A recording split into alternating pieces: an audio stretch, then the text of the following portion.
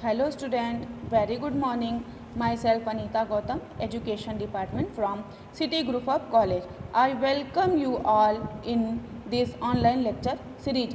I am teach to you Educational Management MEd third semester. मैं आपको MEd third semester में educational management पढ़ाऊंगी। मैं आप सभी का इस ऑनलाइन लेक्चर सीरीज़ में स्वागत करती हूँ। ये जो हमारा लेक्चर है वो एक सीरीज़ के रूप में चल रहा है। आज जो हम पढ़ेंगे वो थर्ड यूनिट का मेरा ये तीसरा लेक्चर है, जिसमें हम एमसीआई यानी कि मेडिकल काउंसिल फॉर इंडिया यानी कि भारतीय आयुर्विज्ञान परिषद के बारे में पढ़ेंगे। इसके पहले जब मैंने यूनिट थर्ड का ही फर्स्ट लेक्चर लिया था तो उसमें मैंने आपको AICTE यानी कि all India council for technical education के बारे में बताया था, यानी अखिल भारतीय तकनीकी शिक्षा परिषद के बारे में बताया था। जब मैंने यूनिट थर्ड के दूसरे लेक्चर लिया था तो उस सेकंड लेक्चर में मैंने आपको NCTE के बारे में बताया था। NCTE का मतलब national council for teacher education यानी कि राष्ट्रीय शिक्षक शिक्षा परिषद के बारे में बताया था। आज जो हमारा टॉपिक है वो है MCI यानी मेडिकल काउंसिल फॉर इंडिया यानी भारतीय आयुर्विज्ञान परिषद। ठीक, इसके बारे में आज हम जानेंगे। तो जो हमारा MCI यानी मेडिकल काउंसिल फॉर इंडिया यानी भारतीय आयुर्विज्ञान परिषद है, इसकी स्थापना भारतीय आयुर्विज्ञान परिषद अधिनियम 1933 के अंतर्गत 1934 में की गई थी और इसका जो मुख्य कार्य है वो चिकित्सा के क्षेत्र में उच्च शिक्षा।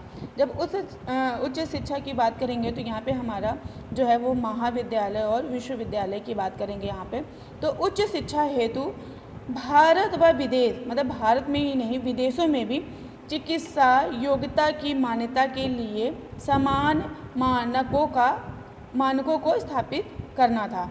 ठीक है, मतलब चिकित्सा के ही क्षेत्र को बढ़ावा देना और भारत में ही नहीं विदेशों में भी जो चिकित्सा योग्यता है उनकी मान्यता के लिए जो समान मानकों, मतलब सभी के लिए समान मानक को स्थापित करना जो है इसका कार्य था।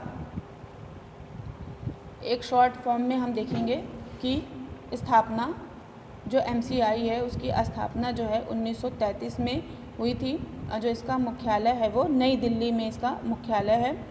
जो मुख्य अंग है इसका वो है काउंसिल परिषद। ठीक है, काउंसिल या फिर परिषद कहेंगे। इसका जो संबंध है वो है स्वास्थ्य एवं परिवार कल्याण विभाग और स्वास्थ्य एवं परिवार कल्याण मंत्रालय से इसका जो है वो संबंध है। भारत में स्वतंत्रता के पश्चात मेडिकल कॉलेजों की संख्या में निरंतर वृद्धि होती रही है। मतलब जब भारत स्वतंत्र हुआ उसके बाद बहुत सारे जो मेडिकल कॉलेज हैं वो खोले गए, इसलिए यह महसूस किया गया कि देश में चिकित्सा शिक्षा में तेज़ी से विकास हो रहा है। मतलब जो भी हमारी चिकित्सा शिक्षा है उसमें जो है जो विकास है वो तेज़ी से हो रहा है। देश में चिकित्सा शिक्षा की जो है वो प्रगति भी हो रही है और प्रगति के कारण उत्पन्न हुई चुनौतियों से निपटने के लिए भारतीय आयुर्विज्ञान परिषद अधिनियम के प्रावधान पर्याप्त नहीं थे। मतलब जो हमारा आयुर्विज्ञान परिषद था यानी भारतीय आयुर्विज्ञान परिषद था अधिनियम था, उसके अंतर्गत हमें अभी और जो शिक्षा चाहिए थी चिकित्सा के लिए, चिकित्सा के क्षेत्र में जो और सुविधाएं चाहिए थी वो पर्याप्त नहीं हो पा रही थी। तो परिणाम स्वरूप 1956 में पुराने अधिनियम को निरस्त कर दिया गया। ठीक है, और एक नया अधिनियम बनाया गया। इस अधिनियम को आगे भी 1964, 1993, 1900 फिर 2001 में संशोधित किया गया। ठीक है, ताकि जो हमारी चिकित्सा शिक्षा है वो और अच्छी और सुचारू रूप से चल सके और अच्छे विद्यालय और मतलब ऐसे जगह पे भी विद्यालय स्थापित हो सके जहाँ पर इसकी सुविधा नहीं है और योग्य जो हमारे चिकित्सक हैं उनकी व्यवस्था की जा सके, योग्य डॉक्टरों को लाया जा सके। ठीक है, शिक्षा के द्वारा। फिर इसमें हम आगे देखेंगे कि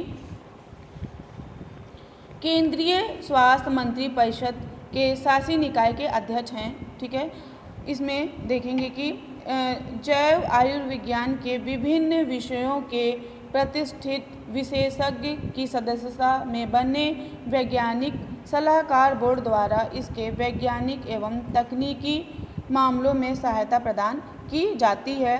इस बोर्ड को वैज्ञानिक सलाहकार दलों, समितियों, टास्क फोर्स, संचालन एवं समितियों द्वारा सहायता प्रदान की जाती है, ठीक है, जो परिषद की विभिन्न शोध गतिविधियों का मूल्यांकन करती है। मतलब जो भी मूल्यांकन है वो इस परिषद के द्वारा ही होता है और उस पर निगरानी यानी देख रेख भी इसी के माध्यम से किया जाता है।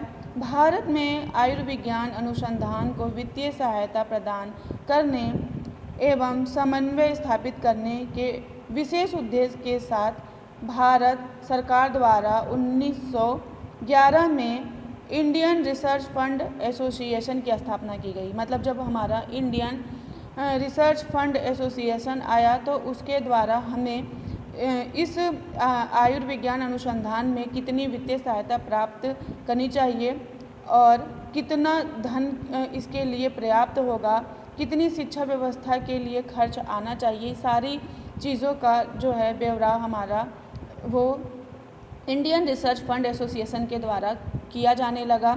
फिर आज़ादी के बाद इसके संगठन एवं गतिविधियों में परिवर्तन किए गए, ठीक है, और 1949 में इसके कार्यों को विस्तार के साथ इसका नाम भारतीय आयुर्विज्ञान अनुसंधान परिषद जो है वो इस कर दिया गया।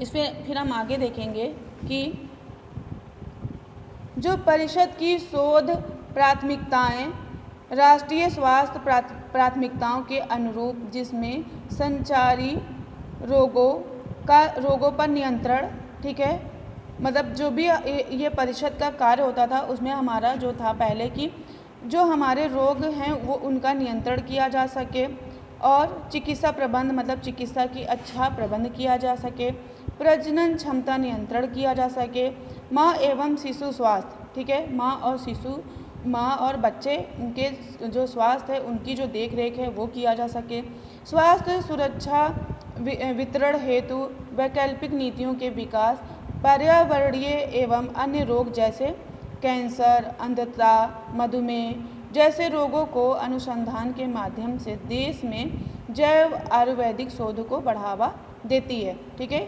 मतलब ये सारी चीज़ों को बढ़ावा देने के लिए ही कि जो भी कार्य हैं मतलब यानी जो देख रेख है, जो भी हमारी बीमारियां हों उनको दूर करने के लिए एक उचित जो है चिकित्सा की व्यवस्था करने के लिए जो हमारा उसी में हमारे यहाँ ये जैव आयुर्विज्ञान शोध को बढ़ावा दिया जाने लगा।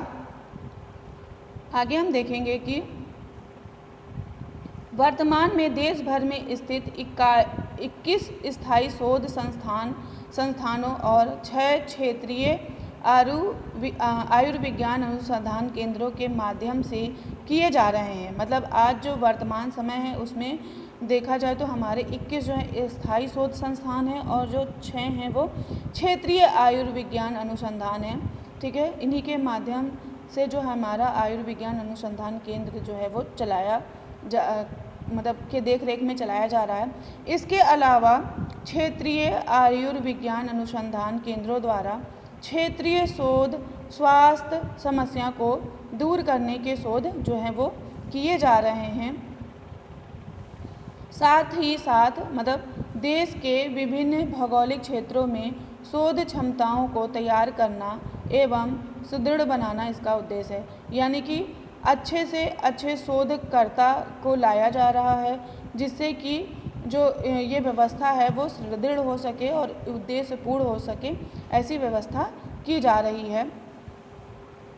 आगे हम देखेंगे कि इसमें जो है परिषद द्वारा वैज्ञानिक परिषद द्वारा और वैज्ञानिक द्वारा प्रस्तावित योजना जो है वो देश के विभिन्न भागों में स्थित गैर ICMR संस्थाओं और जो मेडिकल कॉलेज हैं वो विश्वविद्यालय आदि के वैज्ञानिकों के वित्तीय सहायता के लिए प्राप्त आवेदनों के आधार पर अनुसंधान को बढ़ावा दिया जा रहा है। यानी जो हमारा वित्तीय संस्थान है या वित्तीय सहायता है वो भी इसी के माध्यम से संचालित किया जा रहा है कि आयुर्विज्ञान जो संस्था है, अनुसंधान है, उसके द्वारा हम कितनी वित्तीय सहायता एक चिकित्सा संस्था पे खर्च कर सकते हैं, ये सारी व्यवस्था करना भी इनका जो है वो उन्हीं के देख रेख में होता है।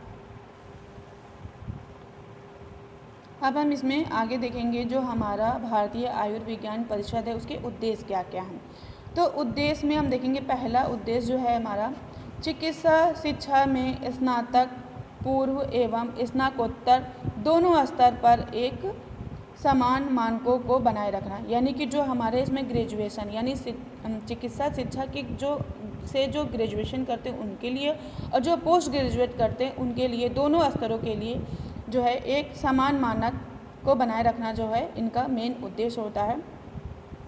दूसरा उद्देश्य हम देखेंगे कि भारत के या विदेशों के मेडिकल संस्थानों की चिकित्सीय योग्यता की मान्यता और अमानताओं के लिए सिफारिश करना, मतलब जो योग्यता की मान्यता उनको भी रखना और जो अमानता हैं उनको हटाने या उनको सही करने की सिफारिश करना भी जो है वो इसका उद्देश्य होता है। फिर थर्ड है हमारा मान्यता प्राप्त चिकित्सा योग्यता रखने वाले डॉक्टरों को स्थायी पंजीकरण, यानी कि जो भी हमारे मान्यता प्राप्त चिकित्सा योग्यता रखने वाले डॉक्टर हैं उनको स्थायी पंजीकरण किया जाए और अस्थायी पंजीकरण करना, मतलब दोनों तरह की व्यवस्थाएं यहाँ पर होनी चाहिए, ये उद्देश्य है इसका। फिर नेक्स्ट उद्देश्य हम देखेंगे कि चिकित्सीय योग्यता की पारस्परिक मान्यता के मामलों में विदेशी देशों के साथ पारस्परिकता, ठीक है, मतलब जो हमारे चिकित्सक योग्यता की दृष्टि से देखा जाए तो जो भारत और विदेशों में दोनों में पारस्परिक एक तालमेल होना चाहिए, एक जैसा ही व्यवस्था होनी चाहिए। तो ये हमने आज जो पढ़ा ये था हमारा भारतीय आयुर्विज्ञान परिषद, ये हमारा जो टॉपिक था वो थर्ड यूनिट का ही टॉपिक था। नेक्स्ट टॉपिक में हम नेक्स्ट यूनिट के साथ मिलेंगे। इसमें हमने देखा, इसमें थर्ड यूनिट के टॉपिक में हमारा 3 टॉपिक जो है वो कंप्लीट हो चुका है। पहला जो है हमारा AICTE कंप्लीट हुआ, जिसमें all India counselling for technical education को मैंने कंप्लीट किया, जिसमें अखिल भारतीय तकनीकी शिक्षा परिषद के बारे में पढ़ा। दूसरा टॉपिक हमने NCTE के बारे में पढ़ा, यानी national council for teacher education के बारे में पढ़ा, और इसमें हम मतलब इसकी हिंदी हुई राष्ट्रीय शिक्षक शिक्षा परिषद के बारे में पढ़ा। ये हमारा सेकेंड टॉपिक था। थर्ड टॉपिक में हमने MCI यानी कि भारतीय आयुर्विज्ञान परिषद के बारे में पढ़ा। इसमें हमने ये जाना कि जो ये भारतीय आयुर्विज्ञान परिषद है वो देखा जाए तो मेडिकल के लिए, मेडिकल शिक्षा के लिए जो व्यवस्था की गई उसी को आगे बढ़ावा देने के लिए ये संस्थान या यह परिषद की स्थापना की गई, जिससे हमारे देश में अच्छे चिकित्सक और अच्छे विद्यालय, चिकित्सक विद्यालय जो हैं उनकी स्थापना हो सके। तो उसी के लिए ये हमारा परिषद की स्थापना जो है वो किया गया था। इसमें हमने उनके उद्देश्य पढ़े, कार्य पढ़े और इसकी कब स्थापना हुई और कब ये इसकी स्थापना हुई तथा इसको क्यों जो है ये लाया गया, इसके बारे में हमने पढ़ा। ठीक है, नेक्स्ट लेक्चर में हम नेक्स्ट टॉपिक के साथ मिलेंगे। Thank you class.